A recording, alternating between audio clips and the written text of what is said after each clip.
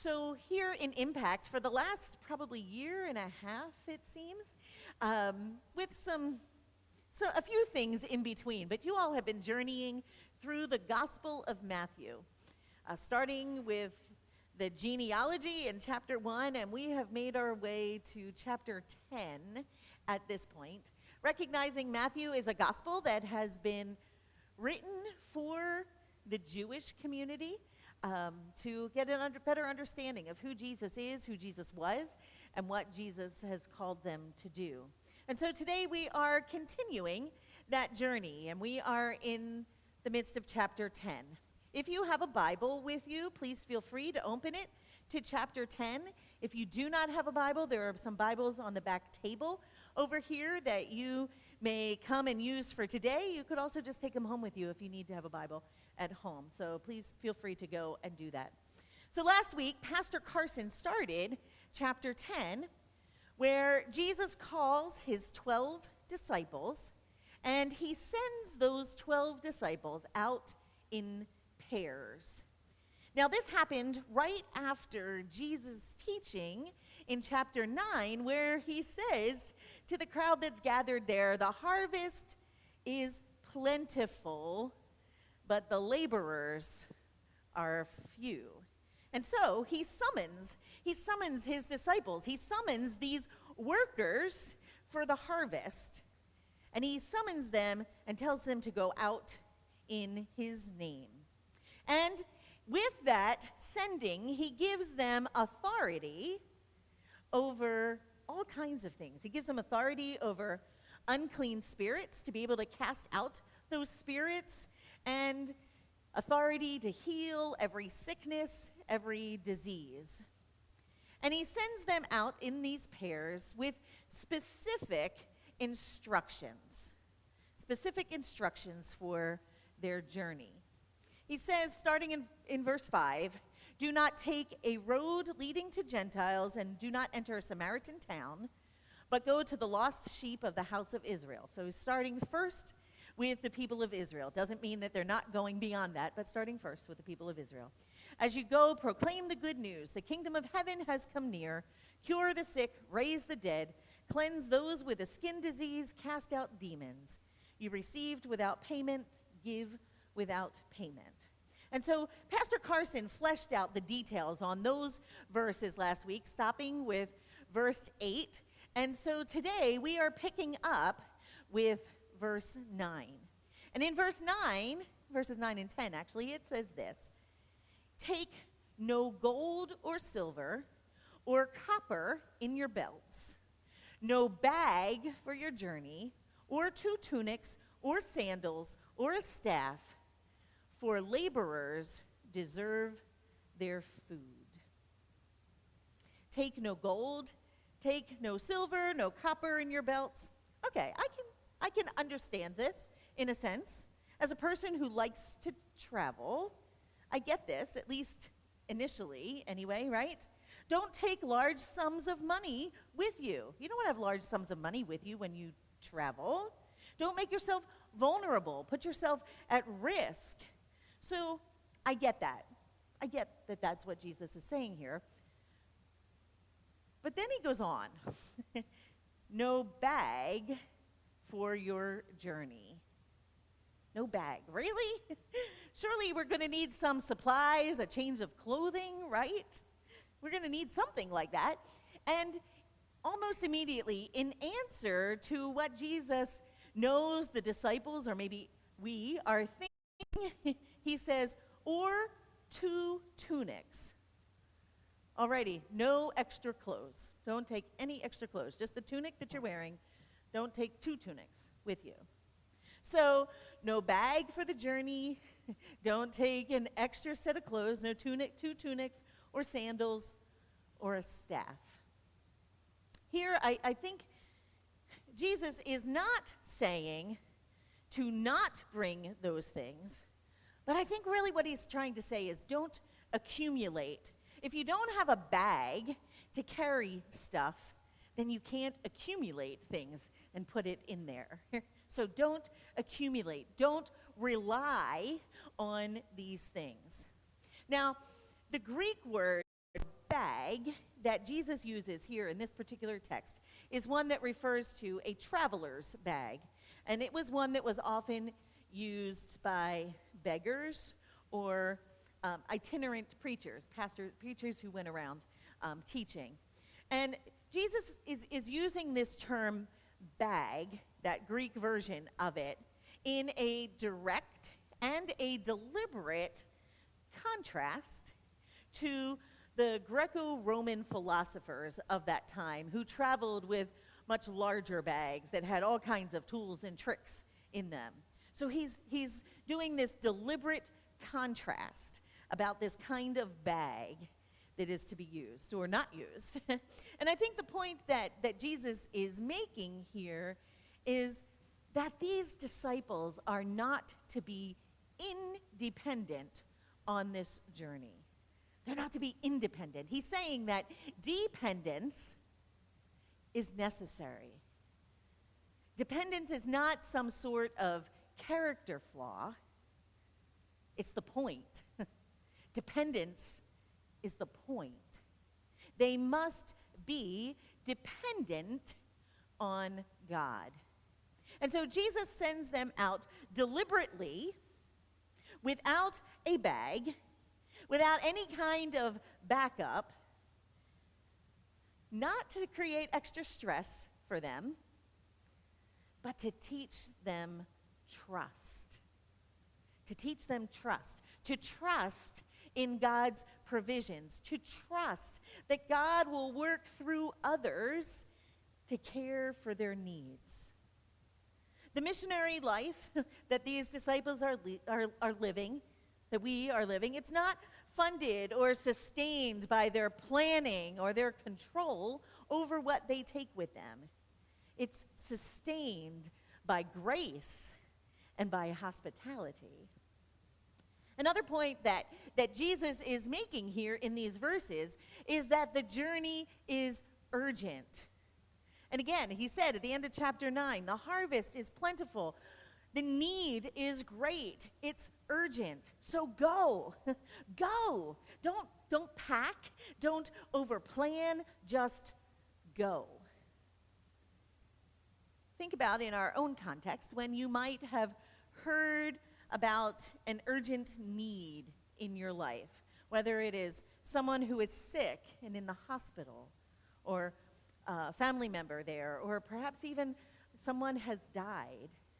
What do? You go. You just go to be with that person or to go and be with that family.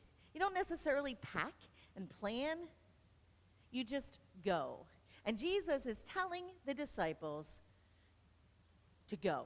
Just do that. The time is short. The harvest is plentiful. Don't slow it down by overthinking your supplies and your logistics. Just go. Go. Another point that I think Jesus is making here in these verses is that the kingdom doesn't need financial capital. It runs on trust, spiritual trust. Now, that doesn't mean that we should never plan or that we should never save,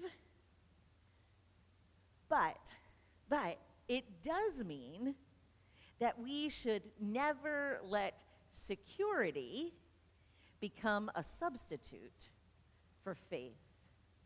Never let security become a substitute for faith.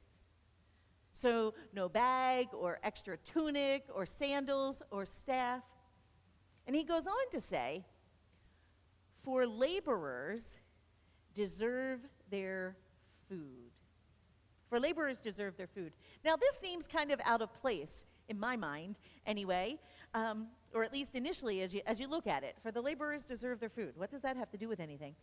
But he's telling them not to bring all this stuff with them so that as they go along this journey, but then he says, for laborers deserve their food. What is he saying? He's saying that those who serve deserve to be supported.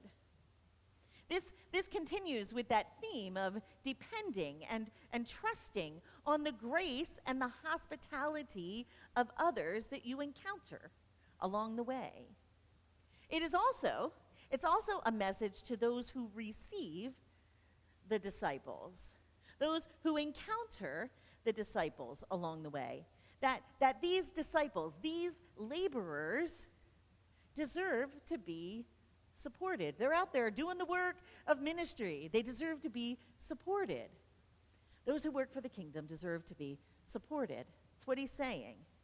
Now, this could take us down a rabbit hole that I'm not going to belabor today, but often those who work in ministry are not paid really well.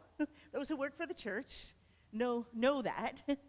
Jesus says the laborers deserve their food, pay them decently. But I think it could also extend beyond a ministry context. Again, I'm not going to get on a soapbox about this, but I think it's saying employers should pay their employees a decent and living wage. But I won't get on my soapbox about that, I promise. Anyway, in these two verses 9 and 10, where Jesus says to not take any gold or silver or a bag with you, Jesus isn't just saying travel light. He's saying don't accumulate. It's a warning against relying on these things like money, like supplies, like your gear, or your own self-sufficiency in place of God. Don't rely on those things in place of God. Don't start thinking that the mission depends on your storage plan. Okay? It's a hard thing for us to understand, especially in our 21st century context. We're trained to be responsible, to have everything figured out. Even in the church, when we start a new ministry, we want to be sure that it's funded and that we have a spreadsheet to back up our numbers. But Jesus says, don't acquire, don't stockpile, don't build your safety net first. He's not teaching irresponsibility here, but it is dependence by design. Jesus is not sending his disciples out to be careless, but he is sending them out to be free. To be free. Free from the illusion that the mission rises and falls on them, that the mission rises and falls on their provisions and on their planning, on their power. In a world where we measure our readiness by how much we have gathered, by how much we have accumulated, Jesus measures by how much we are willing to trust. Jesus measures by how much we are willing to trust. He says, you can have a full heart and an empty bag, and that's enough. Continuing on, in chapter 10 here, beginning with verse 11, so I'm going to be reading through verses 11 through 14 right now, Jesus goes on to say, whatever town or village you enter, find out who in it is worthy, and stay there until you leave. As you enter the house, greet it. If the house is worthy, let your peace come upon it. But if it's not worthy, let your peace return to you. If anyone will not welcome you or listen to your words, shake off the dust from your feet and leave that house or town. So Jesus here is telling his disciples and us, the readers and the hearers 2,000 years later, that mission requires discernment, not just availability. Mission requires discernment, not just availability. In verse 11, Jesus doesn't say, go out to everyone. He says, find who is worthy. Now, this worthiness is not about some kind of spiritual performance. It's about openness to peace. This worthiness is about openness to peace. So he's saying to them, find those who are open to peace, and then go and offer them peace. Notice that peace is offered. Peace is offered. It is not imposed on them. It is offered. Jesus doesn't force himself here. He doesn't want the disciples forcing themselves on people. We shouldn't force Jesus on anyone. The gospel doesn't force itself. It's extended. It's offered, and hopefully it's received. Our mission is not about convincing. It's about offering peace. We're not to go out there convincing people of anything. We're to offer Christ's peace. Also, in verse 11, it says, stay there until you leave. So when you go and you visit a village, when you stay in someone's home, stay there in that one place. Don't go around looking for a better offer. Don't go house hopping for better food or for a nicer bed. You're not part of some kind of consumer-minded ministry, looking out there for the next best thing. If you stay put in that one place, whoever is offered the hospitality, that honors your dignity. And more importantly, it honors the dignity of the host. It also cultivates like a deep connection or a deeper relationship and community with that household. These verses give us an understanding of the theology of hospitality. A theology of hospitality and welcome. And it's not just about the hospitality of the host or the household. It's also about the hospitality of the guest in that household too. The guest must be hospitable and gracious to those who are offering them a place to stay, not rejecting the accommodations that they have to offer. We're not going to say, ooh, I don't like that. You're gracious and hospitable to the people who are offering those things to you. Not only must the host be hospitable, but the guest must be hospitable and gracious too. Jesus is saying here that the disciples are to make themselves vulnerable along the journey, and that this is not a bad thing. You're making yourselves vulnerable to the hospitality of people along the way. And being vulnerable makes them more open. It gives them a more discerning spirit. The disciples have to discern where the peace that they offer is going to be welcome. The disciples travel best by peace, not by power, but by peace. And when and where that peace is not received, it shouldn't linger, just move right along. Jesus says, if the house is worthy, let your peace come upon it. But if it is not worthy, let your peace return to you. If the people that you attempt to share the gospel with reject you, or they are rude, or they shut the door in your face, it's their loss. It's their loss. They're missing out on the blessing that God will give them through you. If they reject it or they don't accept the peace that you offer, you're not losing anything by it. That peace will return to you. Just like if you offer a gift to someone out of the goodness of your heart and the person refuses it, you haven't lost anything. That gift comes back to you. It's their loss.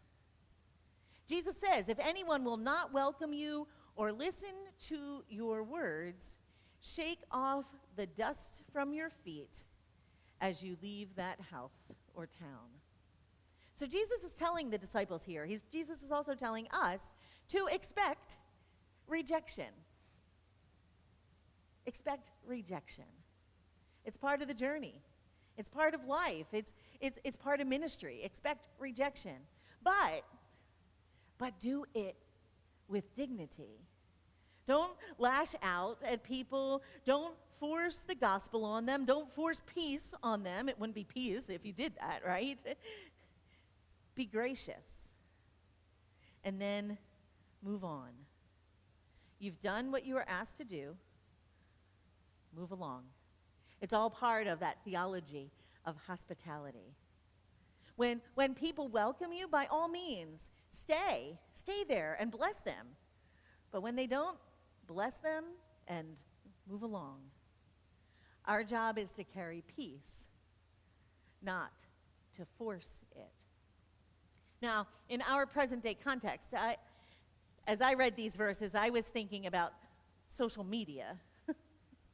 Often when people share something on social media, it could be a particular thought or an understanding about how we should live in the world.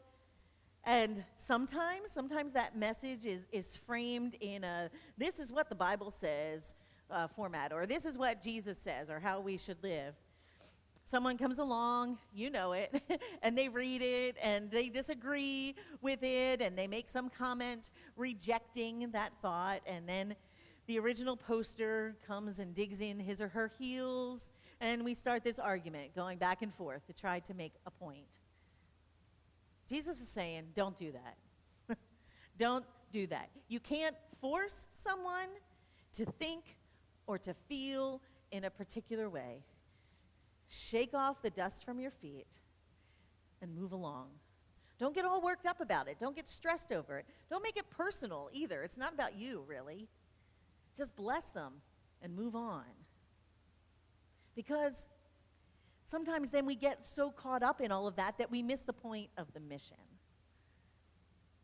In the last verse in this particular section, we're going to stop here at verse 15. It says, "Truly, I tell you, it will be more tolerable for Sodom and Gomorrah on the day of judgment than for that town." That's a lot there in that particular verse. It sounds really serious. Jesus makes the rejection of the gospel more severe than that of Sodom, or how Sodom was treated. It's really, in my mind, a pretty staggering comparison, but I think we need to unpack it a little bit. When we talk about Sodom and Gomorrah, it isn't about morality, it's about hospitality. You might remember last summer, it was around this time last year, when we did the God and the Gay Christian series, and we looked at the story of Sodom and Gomorrah. And we learned that story was not really about sexual sin. It was about refusing God's messengers. Sodom and Gomorrah was about refusing God's messengers. It was about being inhospitable. And Jesus is saying that the towns rejecting Jesus' disciples are refusing an even clearer revelation than they were at the time of Sodom and Gomorrah. They were refusing this embodied peace of the kingdom. And he's saying, really, that those towns are in spiritual danger.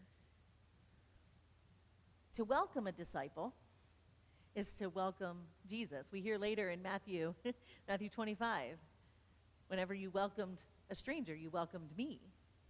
Whatever you did for the least of these, you did for me. So to welcome a disciple is to welcome Jesus. To reject a disciple is to reject heaven's peace. To reject that peace, the peace of the kingdom. And so when people turn away those who bring the peace of Christ, they're not rejecting a person. They're not rejecting you. They're resisting the kingdom. They're resisting the kingdom. It's not about you.